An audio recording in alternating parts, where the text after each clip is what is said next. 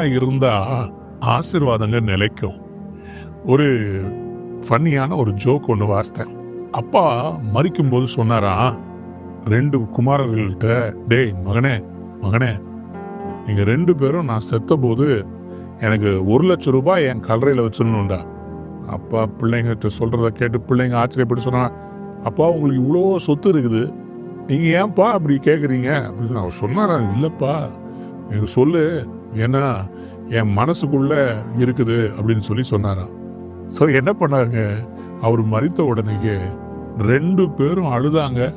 2 மகன்களும் உள்ள போய் அந்த 1,00,000 வைக்கிறதுக்கு போயிட்டு வந்தான். மூத்த பையன் வந்து ஒரே அழுக.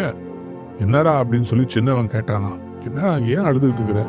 அதான் 1,00,000 வச்சுட்டல. சொன்னானா, 70,000 ரூபாய் நான் கேஷ் வச்சுட்டேன், இன்னொரு 30,000 ரூபாய் நான் வைக்கல. அப்பாவை ஏமாத்திட்டேன்னு என் மனசு ரொம்ப வேதனைப்படுது. ஆனால் அவர் இனிமேல் ஏன்ச்ச பார்க்க போறாரு அப்படின்னு சொல்லிட்டு அவன் சொன்னானா, அதனால தான் ஒரே மனசு வருத்தமாக இருக்கு, அழுதுகிட்டு இருக்கிறேன்.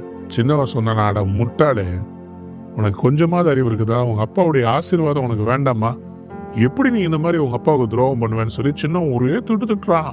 பெரியவங்க கேட்டேன், நீ என்னப்பா நீ கரெக்டா 1,00,000 வச்சுட்டேன்? நான் கரெக்டா வச்சுட்டேங்க. எப்படி தெரியுமா, நான் வந்து செக்கை போட்டு அப்பாவுக்கு வச்சுட்டேன். அப்பா எப்ப வேணுமோ அந்த செக்கை போட்டு கேஷ் எடுத்துக்குவாரு.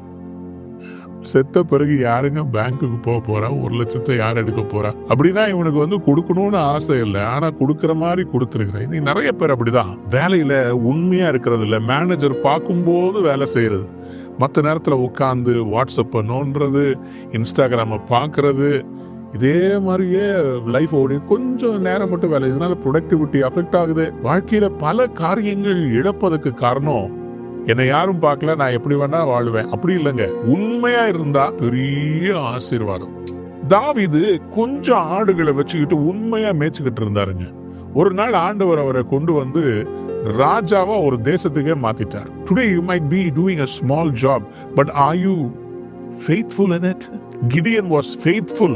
அவன் வந்து எனக்கு கொடுக்கப்பட்ட அந்த அறுவடையை காப்பாற்றணுன்றதுக்காக சமவெளியில நின்று, அவன் அந்த போரடிக்கிற களத்துல நின்று நெல்லை போரடிக்கல, ஒரு திராட்சை ஆலை குழியில நின்று அதை நெல்லை போடச்சாங்க. காரணம் என்ன?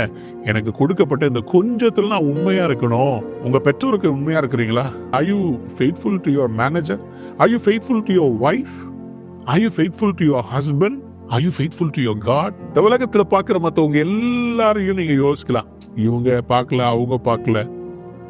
யோபு சொல்றாரு, அவரோடு உடன்படிக்கை செய்த இந்த கண்களால ஒரு ஸ்திரீயை எப்படி நான் இச்சையோட பார்ப்பேன். யோசேப்பு சொல்றாரு, என்னை இவ்வளவு தூரம் கடவுள் உயர்த்தி இருக்கிறார், போர்த்திபாருடைய மனைவி கிட்ட நான் எப்படி நான் வந்து என் எஜமானுக்கு துரோகம் பண்ணுவேன், என் கடவுளுக்கு நான் எப்படி துரோகம் பண்ணுவேன்? உண்மையுள்ள மனுஷன் பரிபூர்ண ஆசீர்வாதங்களை சுதந்திரித்துக் கொள்ளுகிறான். நீதிமொழிகள் 28ஆம் அதிகாரம் 20 சொல்லுகிறது, a faithful man abounds in much blessing. இன்னைக்கு உங்க வாழ்க்கையில அந்த கொஞ்சத்துல உண்மையா இருங்க. Whatever has been entrusted to you, be faithful in that. One day God will exalt you to be a blessing to big people. கொஞ்சத்துல உண்மையா இருந்து அநேகத்தின் மேல கர்த்தர் உங்களை அதிபதி வைப்பார். Today, faithful in little, be blessed in much. God bless you. Have a wonderful day. Amen.